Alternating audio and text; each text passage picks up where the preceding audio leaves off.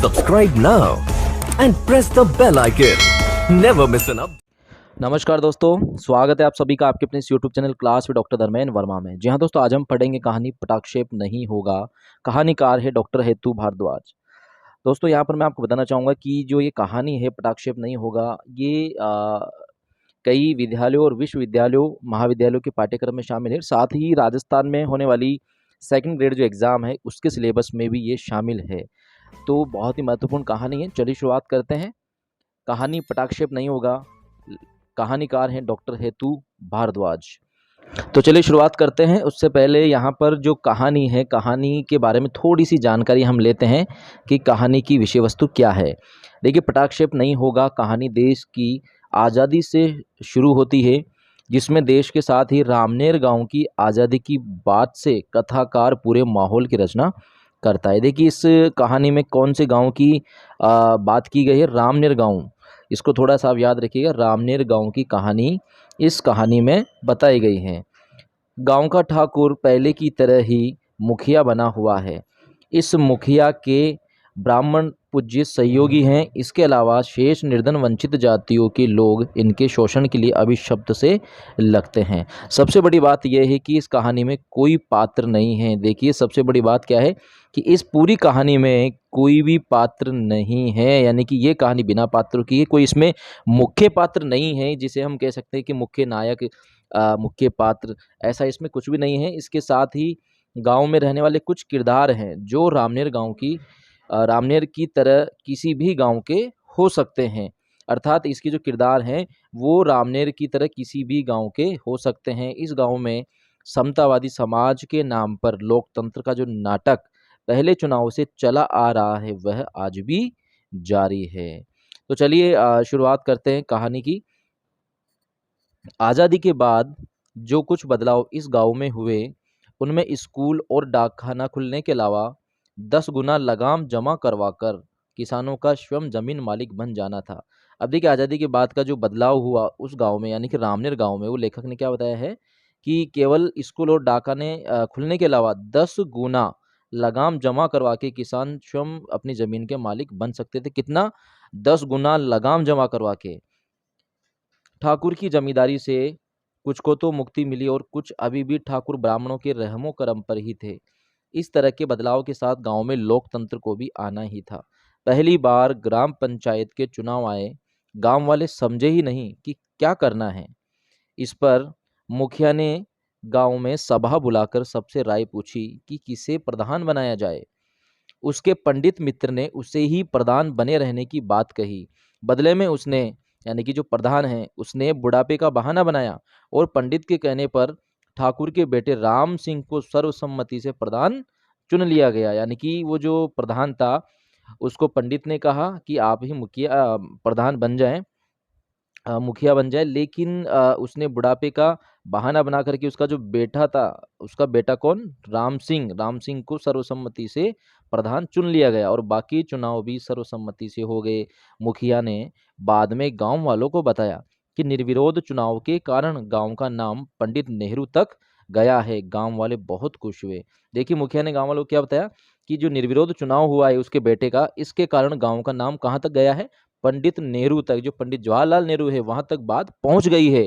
तो गांव वाले इस बात को सुन करके बहुत खुश हुए।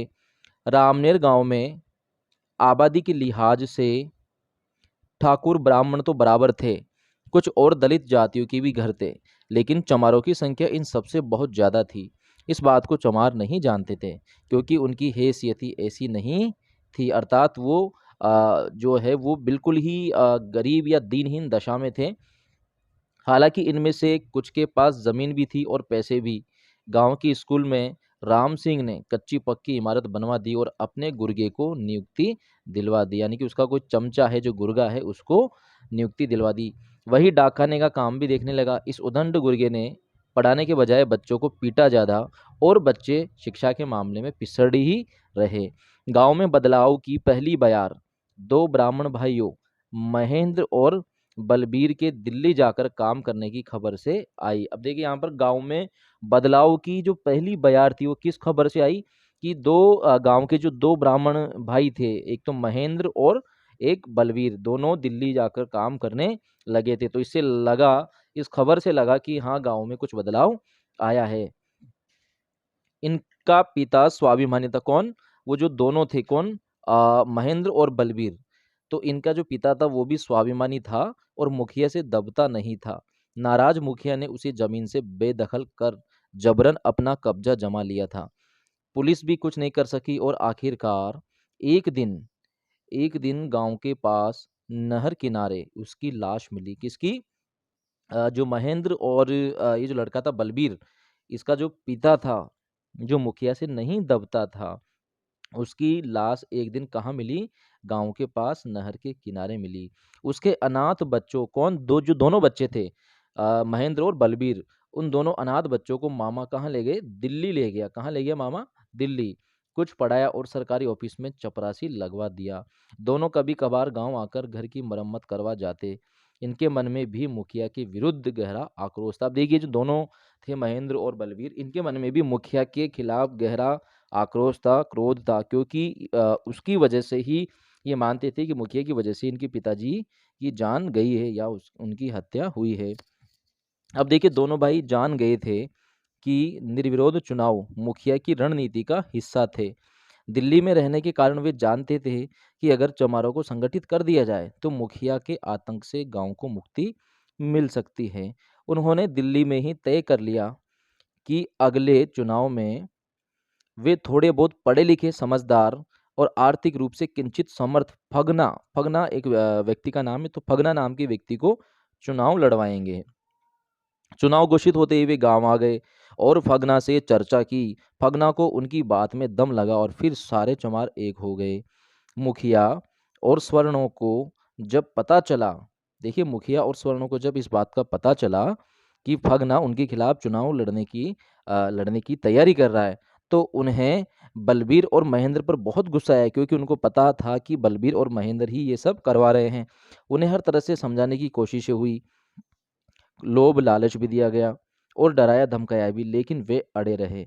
मुखिया ने चमारों को बुलाकर समझाया तो जो ठाकुर की दया पर निर्भर थे वे पसर गए, अर्थात वो बदल गए और ठाकुर के आ, समर्थन में आ गए। जाति के मामले में क्या करते?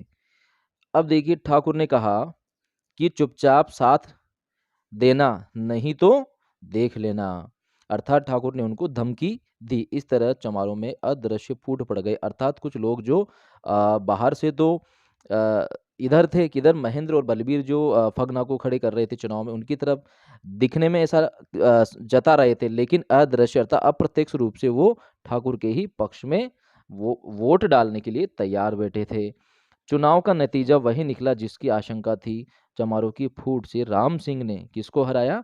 फगना को भारी मतों से पराजित किया।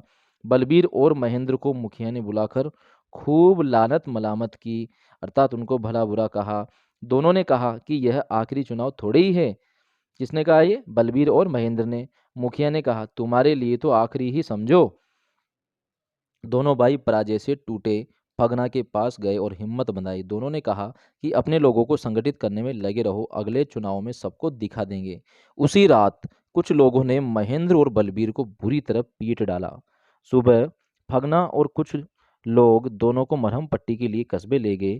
थाने गए तो पुलिस ने उनको डांट कर भगा दिया, अर्थात रिपोर्ट दर्ज नहीं की।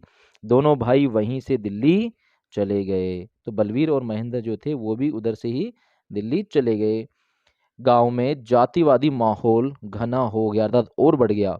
विधान के अनुसार पंचायत के चुनाव 3 साल में एक बार होने थे, लेकिन सूखा और बाढ़ जैसे बहाने बना करके चुनाव टालते रहे। अर्थात अब देखिए, कितने साल में, विधान के अनुसार कितने साल, 3 साल में चुनाव होने थे, लेकिन जो प्रधान था ठाकुर का बेटा, उसने सूखा और बाढ़ जैसे बातों का बहाना बना करके चुनाव टालते रहे और 7 साल तक राम सिंह ही प्रधानी करता रहा, प्रधान बन के बैठा रहा। कितने साल तक? 7 साल तक। गांव में जातिवादी वैमनस्य बढ़ने लगा, लेकिन फगना के कारण चमारों में आई चेतना से वे ठाकुर ब्राह्मण गठजोड़ का डटकर मुकाबला करने लगे, क्योंकि फगना के कारण थोड़ी जागृति उन लोगों में आई। राम सिंह इस बीच पंचायत के पैसों से खुद का विकास और तेजी से करता रहा। मुखिया की मौत के बाद वह और निरंकुश हो गया। कौन? राम सिंह। फिर अब देखिए आगे क्या हुआ। फिर चुनाव की घोषणा हुई तो चमार बहुत खुश हुए।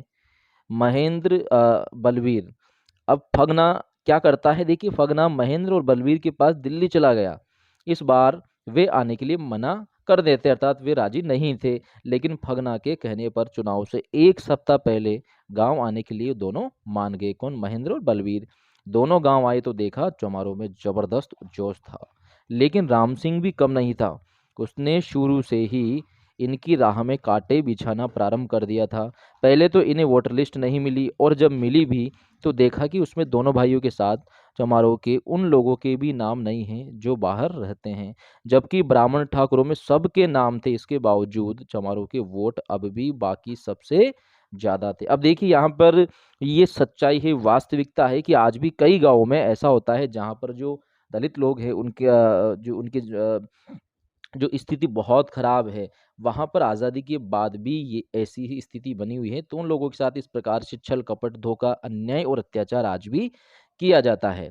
अब देखिए उनके नाम काट दिए गए, जबकि ब्राह्मण ठाकुरों में सबके नाम थे। इसके बावजूद भी अभी भी चमारों के वोट सबसे ज्यादा थे, यानी जीत का गणित चमारों के पक्ष में था और वे इस बात से आश्वस्त थे। चुनाव से पहले पोलिंग पार्टी आई, जिसका चुनाव अधिकारी संयोग से ठाकुर ही था। अब देखिए पोलिंग पार्टी में जो चुनाव अधिकारी था वो भी कौन निकला? संयोग से ठाकुर ही निकला। राम सिंह ने उसे रात को दावत पर बुलाया, दारू पिलाई, तो जाति के नाम पर और रिश्वत में मिले रुपयों के कारण अधिकारी ने राम सिंह को हर हाल में जीतने की रणनीति बताई। सुबह पोलिंग के वक्त, अर्थात मतदान के वक्त, जब शुरू में मतदाता नहीं पहुंचे तो अधिकारी दोनों के एजेंटों को चाय पिलाने ले गया। 1 घंटे बाद वे लोग लौटे तो वोटर आने लगे थे। चमारों की औरतें आई तो पता चला कि उनके वोट तो पहले ही दिए जा चुके थे। खूब हंगामा हुआ।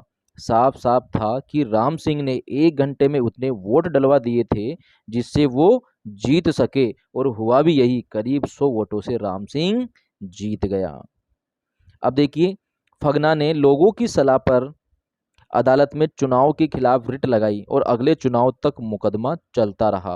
राम सिंह के धांधली से प्रधान बन जाने से गांव में सवर्ण दलित संघर्ष और गहरा गया। फगना ने केंद्र तक के दलित नेताओं तक पहुंच बना ली थी, तो राम सिंह ने स्वर्ण नेताओं से। दोनों अपने अपने नेताओं को गांव में लाकर सभाएं कराने लगे और गांव में अलग किस्म की जातीय राजनीति का उभार हुआ। दोनों तरफ गुंडों की तादाद बढ़ गई और आए दिन संघर्ष होने लगा। राम सिंह पंचायत के पैसों से कागजों में गांव का विकास करता रहा और खुद भी माल हड़पता रहा। फिर चुनाव आए तो राम सिंह को लगा कि अब चुनाव जीतना आसान नहीं है, तो उसने नई रणनीतियों पर सोचना शुरू कर दिया। ब्राह्मण ठाकुरों की मीटिंग बुलाकर पूछा कि क्या करना है। खुद चुनाव लड़ने से इनकार कर दिया और कहा कि इस बार सब मिलकर तय करें कि किसे चुनाव लड़वाना है।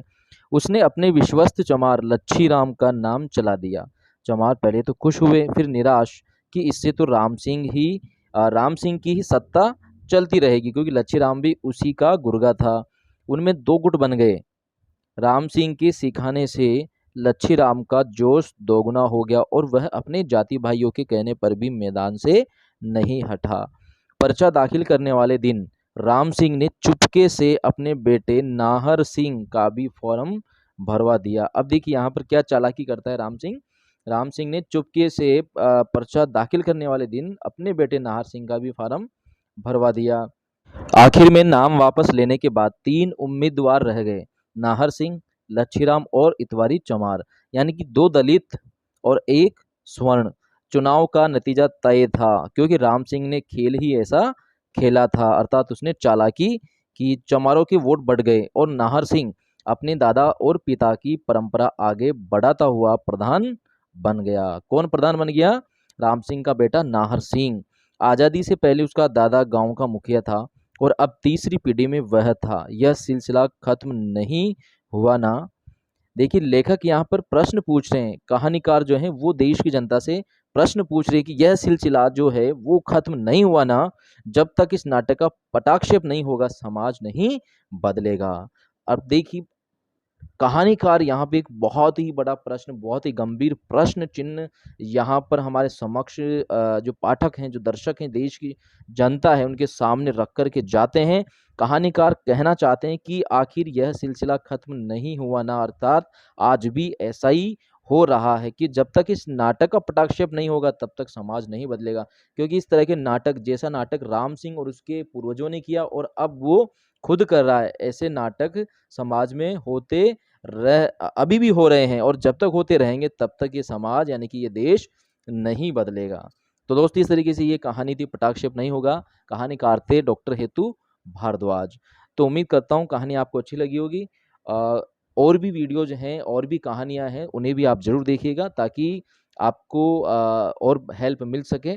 तो दोस्तों, आज के लिए इतना ही काफ़ी है। मिलते हैं अगली वीडियो में नई बात और एक नए टॉपिक के साथ। तब तक के लिए धन्यवाद, शुक्रिया।